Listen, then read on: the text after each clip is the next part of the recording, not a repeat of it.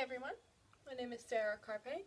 This is my demonstration speech for my Speech 101 class, index number 8012.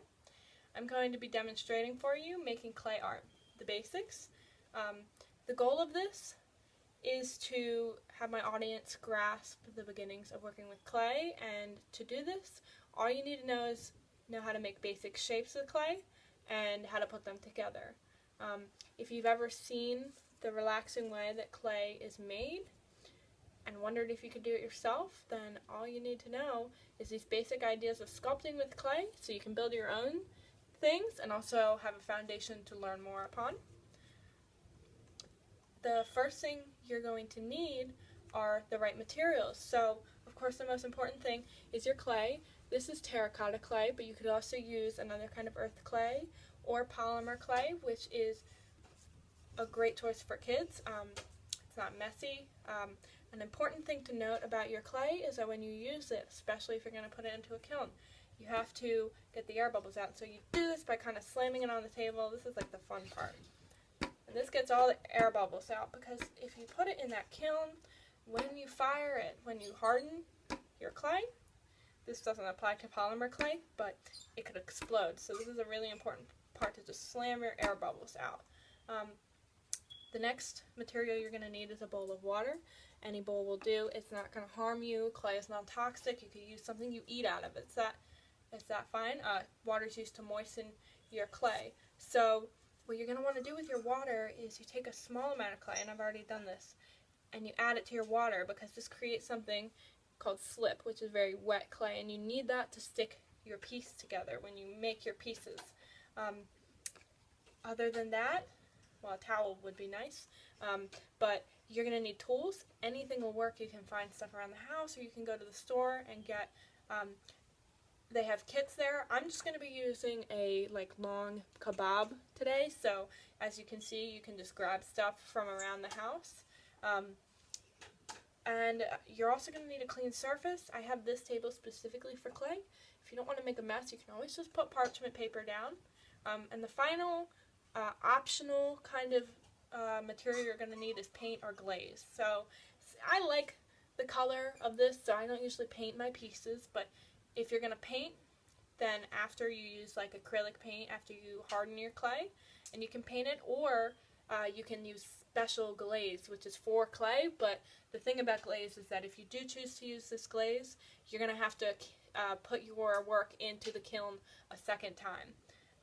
The second step in making clay art is making your design. So what you want to do is draw it, or look up an image, or find something that you can find. So basically what I'm just going to do, I want to make a little mug, like a tiny one.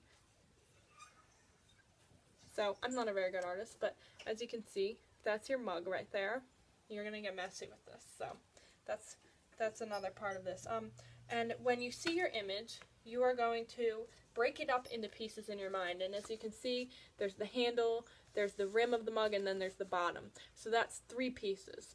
The flat circle, a long rectangle that you'll wrap together, and then a line. I have a line, something I'll be turning into my flat circle, and my long rectangle, which I will wrap around in a circle. Another option for this, and I will show you how to do this, is a pinch pot, which is a very important aspect of clay. So after you have broken your idea into shapes, you want to make those shapes. So first I'll show you the pinch pot method. And people use this a lot to make mugs. You just kind of moisten your clay and roll into a ball. And you want to press your thumb into it and make kind of like a little space in your clay. It kind of already is starting to look like a mug. And then you're going to pinch the edges up so they're a little thinner. And then you have your kind of bowl shape. And because the bottom of a mug is flat, you can press it against your table. And the pinch pots are also used to make hollow spheres. So in that case, you would take your pinch pot and stick another one to it, and then you would have your sphere. And so when you finally have that's one method. But the method I'm actually going to be doing is different pieces. So when you have all your pieces, you have to be able to stick them together. And this is the final kind of step. This method is called score and slip. So you can take your tool, anything sharp, a fork, a knife, anything will work. And you're going to take your piece, and the part you want to connect, you're going to cut little marks into it. If you can see that, I've just started. And I'm going to go all the way around the edges where I want.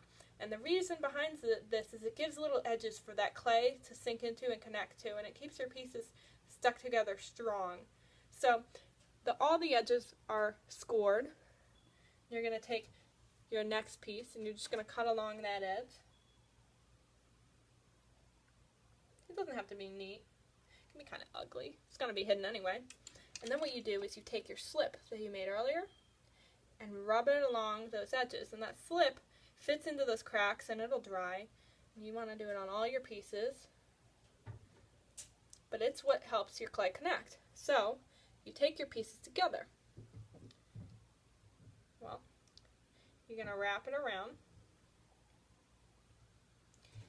And the next step is you take your tool, and this edge here, you're going to kind of pull downward. With your tool, you can do this with your fingers too. I just prefer to do it with a tool. Your hands are your best tool here. And you kind of pull them downward and like make more scores in them. And then when it's completely scored, as you can see, it's really kind of stuck together. You wet your finger a little bit and you just rub it along the outside. And then what you're going to want to do is kind of just push down and flatten those scores so they're all stuck together. Now it's stuck together, you see? So we're going to do this again for our handle. You're going to have your line, you roll it out. Shapes are pretty easy to make. You know, you just use your fingers and shape it how you want. And you still need to do that scoring. So you take your edge and maybe poke a hole in it or crisscross. And you want to add, where you're going to connect it, you're going to make those little holes. And then you add your slip, so slip and score. And you stick them together.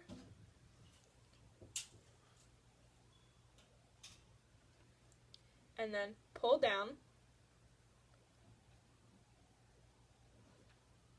And of course, I'm on a time limit here.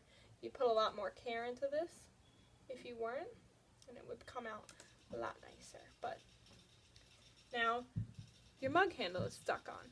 So you got a little mug with this little handle. And then finally, the last thing you're going to do is let it dry. You want to let it dry for like 24 hours. If it's polymer clay, you don't have to do that. You can literally just put it into the oven. Another thing about polymer clay, you don't really need to do the score and slip. But with earth clay, which is my preferred method, you do need to do this, and you're going to let it dry for 24 hours, and then you can find a kiln. Maybe you're lucky enough to have one, and you don't really need to be watching this video. But if you probably don't have one, a lot of schools have them. There are pottery shops that will let you use them for like a small price. And you go fire it, and then you decide, do I want to paint it, do I want to leave it, or do I want to glaze it? And then, after you do that, your piece is complete. You may find that clay work is like therapy. A lot of people want to learn to do it, but they say, oh, well, I can't do it, but practice really makes perfect. Anybody can do this. You just take a picture off of the internet. I mean, look at this. I got a cute little mug here. When you harden your piece, you're finished, and you can show off your art to the world. So, I hope you like my demonstration. Thank you.